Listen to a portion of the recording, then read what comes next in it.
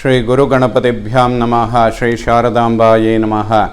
ಎಲ್ಲ ನನ್ನ ಆತ್ಮೀಯ ವೀಕ್ಷಕ ಬಂಧುಗಳಿಗೆ ನಮಸ್ಕಾರ.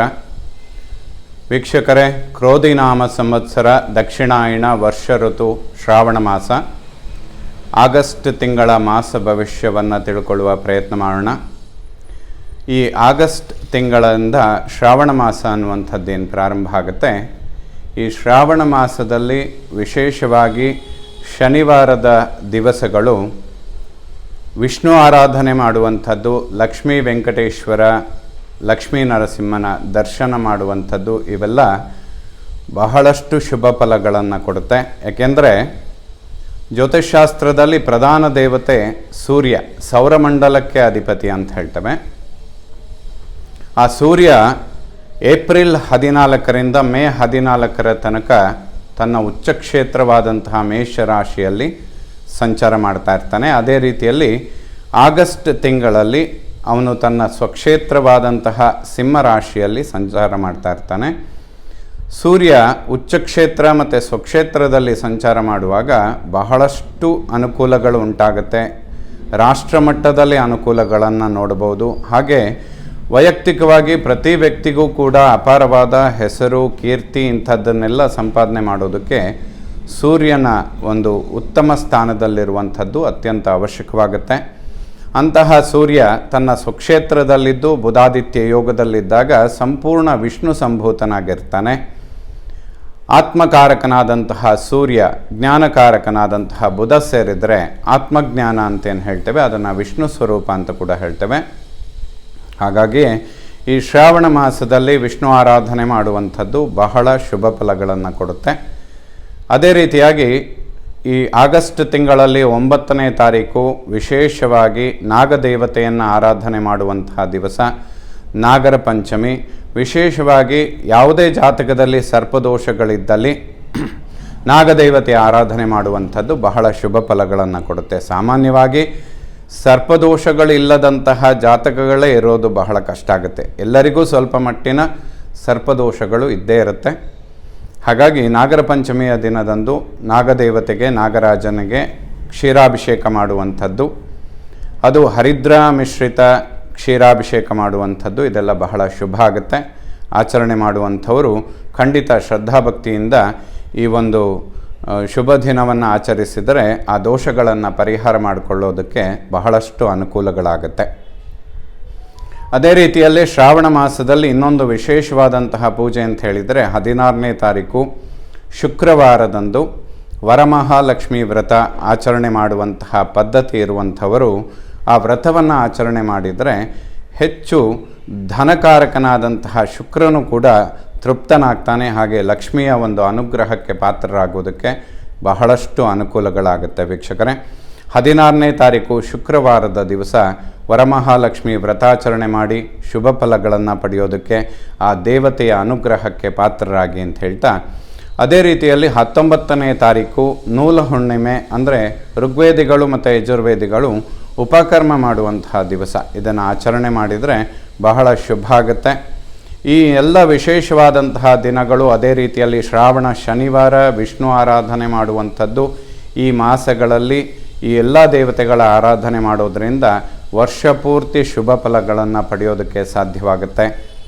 ಆಯಾಯ ಗ್ರಹಗಳಿಗೆ ಸಂಭೂತವಾದಂತಹ ದೇವತೆಗಳ ಆರಾಧನೆ ಮಾಡೋದರಿಂದ ಗ್ರಹ ದೋಷಗಳನ್ನು ಕೂಡ ಪರಿಹಾರ ಮಾಡಿಕೊಳ್ಳೋದಕ್ಕೆ ಸಾಧ್ಯವಾಗುತ್ತೆ. ವೀಕ್ಷಕರೇ, ಈ ರೀತಿಯಲ್ಲಿ ಈ ಆಗಸ್ಟ್ ತಿಂಗಳಲ್ಲಿ ಬದಲಾಗುವ ಗ್ರಹಗಳು ಯಾರ್ಯಾರು ಅಂತ ಹೇಳಿದರೆ, ಆಗಸ್ಟ್ 17ನೇ ತಾರೀಕು ಸೂರ್ಯ ಕರ್ಕಾಟಕ ರಾಶಿಯಿಂದ ಸಿಂಹರಾಶಿಯನ್ನು ಪ್ರವೇಶ ಮಾಡ್ತಾನೆ, ತನ್ನ ಸ್ವಕ್ಷೇತ್ರಕ್ಕೆ ಬರುವಂಥದ್ದಿರುತ್ತೆ. ಆಗಸ್ಟ್ 22ನೇ ತಾರೀಕು ಬುಧ ವಕ್ರಗತಿಯಲ್ಲಿ, ಅಂದರೆ ಸಿಂಹರಾಶಿಯಿಂದ ಮತ್ತೊಮ್ಮೆ ಕರ್ಕಾಟಕ ರಾಶಿಗೆ ಹಿಮ್ಮುಖವಾಗಿ ಚಲನೆಯನ್ನು ಮಾಡ್ತಾನೆ, ಕರ್ಕಾಟಕ ರಾಶಿಯನ್ನು ಪ್ರವೇಶ ಮಾಡ್ತಾನೆ. ಆಗಸ್ಟ್ 22ನೇ ತಾರೀಕು ಶುಕ್ರ ಕನ್ಯಾ ರಾಶಿಯನ್ನು ಪ್ರವೇಶ ಮಾಡ್ತಾನೆ. ಅದು ಅವನಿಗೆ ನೀಚ ಕ್ಷೇತ್ರವಾಗಿರುತ್ತೆ. ಜೊತೆಯಲ್ಲಿ ಕೇತುಗ್ರಸ್ತನಾಗಿರ್ತಾನೆ. ಕುಜನ ದೃಷ್ಟಿ ಕೂಡ ಅವನ ಮೇಲೆ ಬೀಳುವಂಥದ್ದಿರುತ್ತೆ. ಈ ಆಗಸ್ಟ್ 22ರ ನಂತರ ದುರ್ಗಾ ಪರಮೇಶ್ವರಿ ಆರಾಧನೆ ಮಾಡುವಂಥದ್ದು ಹಲವಾರು ರಾಶಿಗಳಿಗೆ ಸ್ವಲ್ಪ ಅವಶ್ಯಕವಾಗುತ್ತೆ. ಯಾಕೆಂದರೆ ಇದು ನೇರವಾಗಿ ಹಣಕಾಸಿನ ವಿಚಾರ ಮತ್ತು ಆರೋಗ್ಯದ ವಿಚಾರಗಳಿಗೆ ನೇರವಾಗಿ ಸಂಬಂಧಪಟ್ಟಿರುತ್ತೆ. ಹಾಗಾಗಿ ಆ ದೇವಿಯ ಆರಾಧನೆ ಮಾಡುವಂಥದ್ದು ಆಗಸ್ಟ್ 22ರ ನಂತರ ಸಂಪೂರ್ಣ 1 ಮಾಸಗಳ ಕಾಲ ಅತ್ಯಂತ ಅವಶ್ಯಕವಾಗುತ್ತೆ. ಸಾಮಾನ್ಯವಾಗಿ ಎಲ್ಲ ರಾಶಿಯವರಿಗೂ ಕೂಡ ಇದು ಅಪ್ಲೈ ಆಗುವಂಥದ್ದಿರುತ್ತೆ. ಆಗಸ್ಟ್ 26ನೇ ತಾರೀಕು ಕುಜ ವೃಷಭ ರಾಶಿಯಿಂದ ಮಿಥುನ ರಾಶಿಯನ್ನು ಪ್ರವೇಶ ಮಾಡ್ತಾನೆ. ಈ ಎಲ್ಲ ಬದಲಾಗುವಂತಹ ಗ್ರಹಗಳಿಂದ ಆಗಸ್ಟ್ ತಿಂಗಳಲ್ಲಿ ಮಿಥುನ ರಾಶಿಯವರ ಮಾಸ ಭವಿಷ್ಯ ಹೇಗಿರುತ್ತೆ ಅಂತ ತಿಳ್ಕೊಳ್ಳೋಣ. ಮಿಥುನ ರಾಶಿಯವರಿಗೆ ಲಗ್ನ ರಾಶ್ಯಾಧಿಪತಿಯಾದಂತಹ ಬುಧ ಸಿಂಹರಾಶಿಯಲ್ಲಿ ಅಂದರೆ 3ನೇ ಮನೆಯಲ್ಲಿ ಸಂಚಾರ ಮಾಡ್ತಾ ಇರ್ತಾನೆ. ದ್ವಾದಶ 12ನೇ ಮನೆಯಲ್ಲಿರುವಂತಹ ಕುಜನ ದೃಷ್ಟಿ ಅವನ ಮೇಲೆ ಬೀಳ್ತಾ ಇರುತ್ತೆ. ಈ ಲಗ್ನ ಅಂತ ಪರಿಗಣಿಸೋದಾದರೆ ಮಿಥುನ ಲಗ್ನ ಮತ್ತು ಮಿಥುನ ರಾಶಿಯವರು, ಅದರಲ್ಲೂ ವಿಶೇಷವಾಗಿ ಮಿಥುನ ಲಗ್ನದವರು ಆರೋಗ್ಯದ ವಿಚಾರಗಳಲ್ಲಿ ಹೆಚ್ಚಿನ ಗಮನಗಳನ್ನು ಕೊಡಲೇಬೇಕು. ಯಾಕೆಂತ ಹೇಳಿದರೆ ಆ ಬುಧ ಗ್ರಹದ ಮೇಲೆ ಕುಜ ದೃಷ್ಟಿ ಮತ್ತು ಶನಿ ದೃಷ್ಟಿ ಇದೆರಡೂ ಪಾಪಗ್ರಹಗಳು ವೀಕ್ಷಣೆ ಮಾಡಿದಾಗ ಸ್ವಲ್ಪ ಆರೋಗ್ಯದ ವ್ಯತ್ಯಾಸಗಳು ಹೆಚ್ಚಾಗಿ ಬರೋದಕ್ಕೆ ಅವಕಾಶಗಳಿರುತ್ತೆ. ವಿಷ್ಣು ಆರಾಧನೆ ಶ್ರಾವಣ ಮಾಸದಲ್ಲಿ ಮಾಡುವಂಥದ್ದು ಖಂಡಿತ ಶುಭ ಫಲ. ಮಿಥುನ ರಾಶಿಯವರು ಆರೋಗ್ಯದ ವಿಚಾರಗಳಿಗೆ ಬುಧನಿಗೆ ಅಧಿದೇವತೆಯಾದಂತಹ ವಿಷ್ಣುವಿನ ಆರಾಧನೆ ಮಾಡಿದರೆ ಬಹಳಷ್ಟು ಅಭಿವೃದ್ಧಿಗಳನ್ನು ಕಾಣ್ತೀರಾ. ಯಾವುದೇ ಸಮಸ್ಯೆಗಳು ಬರುವಂಥದ್ದಿದ್ದರೂ ಕೂಡ ಅದನ್ನು ಅವಾಯ್ಡ್ ಮಾಡಿಕೊಳ್ಳೋದಕ್ಕೆ ಸಾಧ್ಯವಾಗುತ್ತೆ. ಹೆಚ್ಚಿನದಾಗಿ ಜೀರ್ಣಕ್ರಿಯೆ, ಡೈಜೆಷನ್ ಇಂತಹ ವಿಚಾರಗಳಿಗೆ ಅದು ನೇರವಾಗಿ ಸಂಬಂಧಪಡುತ್ತೆ. ಈ ತಿಂಗಳ 22ರ ನಂತರದಲ್ಲಿ ಬುಧ ವಕ್ರಗತಿಯಲ್ಲಿ ಮತ್ತೆ ಕರ್ಕಾಟಕ ರಾಶಿಯನ್ನು ಪ್ರವೇಶ ಮಾಡ್ತಾನೆ. ಆ ನಂತರದಲ್ಲಿ ಆ ರೀತಿಯ ಸಮಸ್ಯೆಗಳು ಇರೋದಿಲ್ಲ. ಸಂಪೂರ್ಣ ಈ 1 ಮಾಸ ಆಗಸ್ಟ್ ತಿಂಗಳಲ್ಲಿ ಮಿಥುನ ಲಗ್ನದವರು ಹೆಚ್ಚಿನದಾಗಿ ಆರೋಗ್ಯದ ಬಗ್ಗೆ ಗಮನ ಕೊಡುವಂಥದ್ದು ಅವಶ್ಯಕವಾಗುತ್ತೆ. ದ್ವಿತೀಯ ಭಾವವನ್ನು ವಾಕ್ಯ, ಧನ, ದಾಂಪತ್ಯ, ಬಂಧು ಅನ್ನುವಂತಹ ಸ್ಥಾನ ಅಂತ ಹೇಳ್ತೇವೆ. ಧನ ಸ್ಥಾನಾಧಿಪತಿಯಾದಂತಹ ಚಂದ್ರನ ಮೇಲೆ ಅಥವಾ ಧನಸ್ಥಾನದ ಮೇಲೆ ಯಾವುದೇ ಪಾಪಗ್ರಹಗಳ ದೃಷ್ಟಿ ಬೀಳೋದಿಲ್ಲ.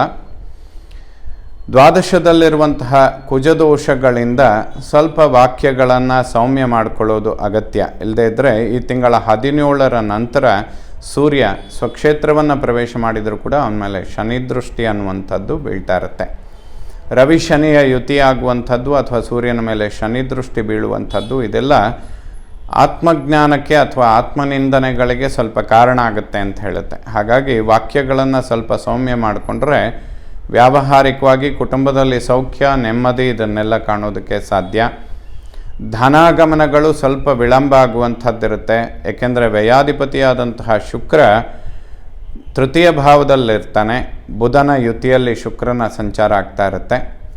ಈ ತಿಂಗಳ ಅಂತ್ಯಭಾಗದಲ್ಲಿ ಅಂದರೆ 24ನೇ ತಾರೀಕು ಶುಕ್ರ ನೀಚ ಸ್ಥಾನವನ್ನು ಪ್ರವೇಶ ಮಾಡೋದ್ರಿಂದ ಧನಕಾರಕ ಶುಕ್ರ ಮಿಥುನ ರಾಶಿಗೆ ಯೋಗಕಾರಕನಾಗಿ ಸುಖಸ್ಥಾನದಲ್ಲಿ ನೀಚನಾಗುವಂಥದ್ದು ಸ್ವಲ್ಪ ಧನಾಗಮನಗಳನ್ನು ವಿಳಂಬ ಮಾಡುತ್ತೆ ಮಿಥುನ ರಾಶಿಯವರಿಗೆ. ಗುರು ಕೂಡ ವ್ಯಯಭಾವದಲ್ಲಿದ್ದಾನೆ. 2 ಪರಾಕ್ರಮ ಗ್ರಹಗಳು ದ್ವಾದಶದಲ್ಲಿರುವಂಥದ್ದು ಸ್ವಲ್ಪ ಹಣಕಾಸಿನ ವಿಚಾರಗಳಲ್ಲಿ ಕುಟುಂಬದಲ್ಲಿ ಸ್ವಲ್ಪ ವಿಳಂಬಗಳನ್ನು ಸೃಷ್ಟಿ ಮಾಡುತ್ತೆ. 3ನೇ ಮನೆಯನ್ನು ಒಡಹುಟ್ಟು ಸೋದರ ಪರಾಕ್ರಮ ಸ್ಥಾನ ಅಂತ ಹೇಳ್ತೇವೆ. ಬುಧ ಶುಕ್ರರ ಸಂಚಾರ ಆಗ್ತಾ ಇರುತ್ತೆ ಈ ತಿಂಗಳ ಅಂತ್ಯಭಾಗದ ತನಕ.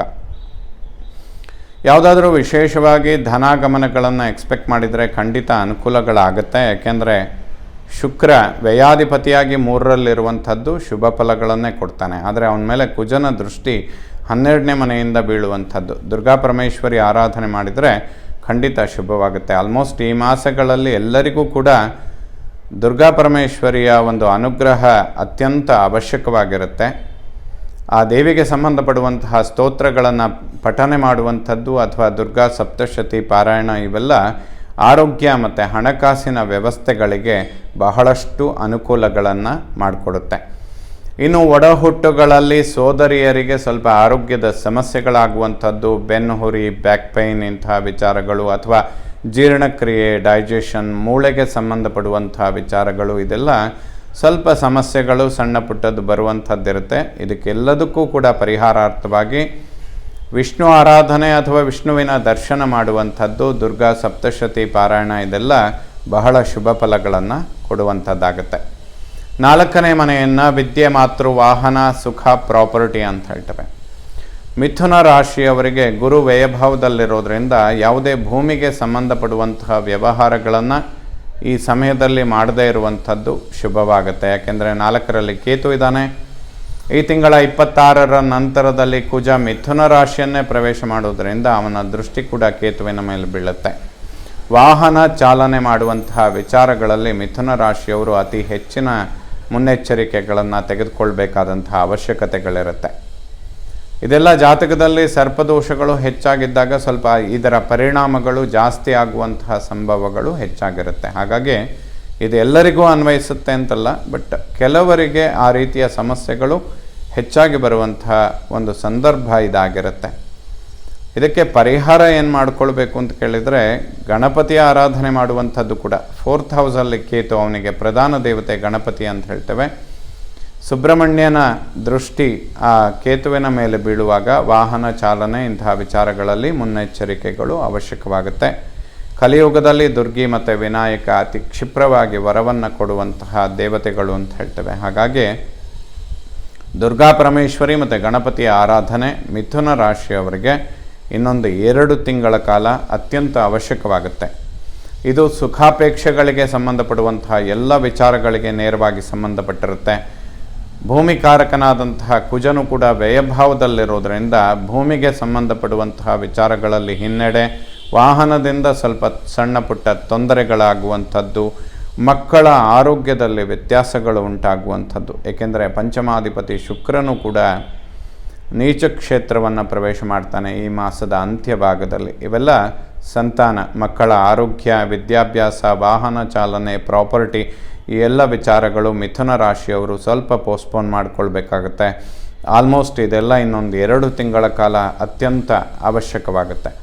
5ನೇ ಮನೆ ಜ್ಞಾನ, ಸಂತಾನ, ಪೂರ್ವಪರ ಪುಣ್ಯ. ಪಂಚಮಾಧಿಪತಿ ಶುಕ್ರ 3ನೇ ಮನೆಯಲ್ಲಿದ್ದಾನೆ. ಬುಧನ ಯುತಿಯಲ್ಲಿ ಶನಿ ಕೂಡ ಅವನು ನೋಡ್ತಾನೆ. ಅಲ್ಲಿಗೆ ಬುಧ, ಶುಕ್ರ, ಶನಿಯರ 3 ಗ್ರಹಗಳು ಪರಸ್ಪರ ಮಿತ್ರರಾಗಿರೋದ್ರಿಂದ ಮಿಥುನ ರಾಶಿಗೆ ಆ 3 ಜನ ಯೋಗಕಾರಕರ ಕೆಲಸ ಮಾಡ್ತಾರೆ. ಹಾಗಾಗಿ ಪರಾಕ್ರಮದಿಂದ ಮಾಡುವಂತಹ ಕೆಲಸಗಳಲ್ಲಿ ಯಶಸ್ಸನ್ನು ಕಾಣೋದಕ್ಕೆ ಖಂಡಿತ ಸಾಧ್ಯ. ಸ್ವಲ್ಪ ಪ್ರಯತ್ನಗಳನ್ನು ಖಂಡಿತವಾಗಲೂ ಹೆಚ್ಚಿಸ್ಕೊಳ್ಬೇಕು ಮಿಥುನ ರಾಶಿಯವರು. ಸಂತಾನದ ಅಂಚಿನಲ್ಲಿರುವವರಿಗೆ ಈ ಮಾಸದ ಅಂತ್ಯಭಾಗದ ತನಕ 24ನೇ ತಾರೀಕಿನ ತನಕ ಖಂಡಿತ ಶುಭ ಫಲಗಳನ್ನು ಕಾಣೋದಕ್ಕೆ ಸಾಧ್ಯ. 24ರ ನಂತರದಲ್ಲಿ ಸಂತಾನದ ಅಂಚಿನಲ್ಲಿರುವವರಿದ್ದರೆ ದುರ್ಗಾ ಪರಮೇಶ್ವರಿಯ ಸ್ತೋತ್ರಗಳನ್ನು ಪಠನೆ ಮಾಡಿ ಖಂಡಿತ ಶುಭವಾಗುತ್ತೆ.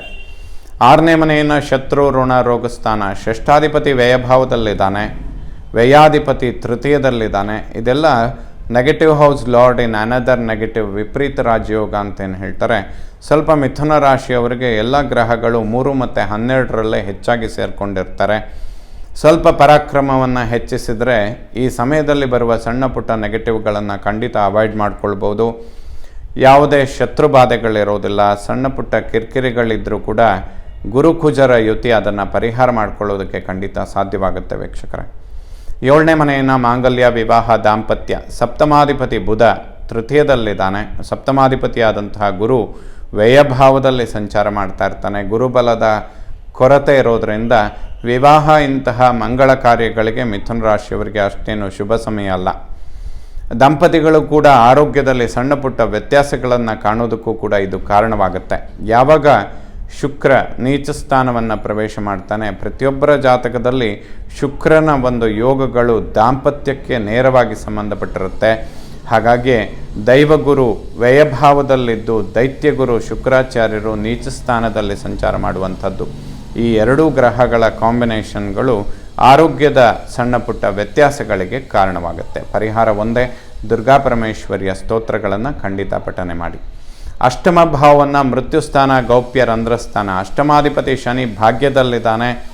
ರಿಟ್ರೋಗೇಷನ್ ಸ್ವಲ್ಪ ವಕ್ರಗತಿಯಲ್ಲಿರೋದ್ರಿಂದ ಮಿಥುನ ರಾಶಿಯವರಿಗೆ ಸಣ್ಣ ಪುಟ್ಟ ಟೆನ್ಷನ್ಗಳನ್ನು ಶನಿ ಕೊಡ್ತಾನೆ ಬರ್ತಾನೆ.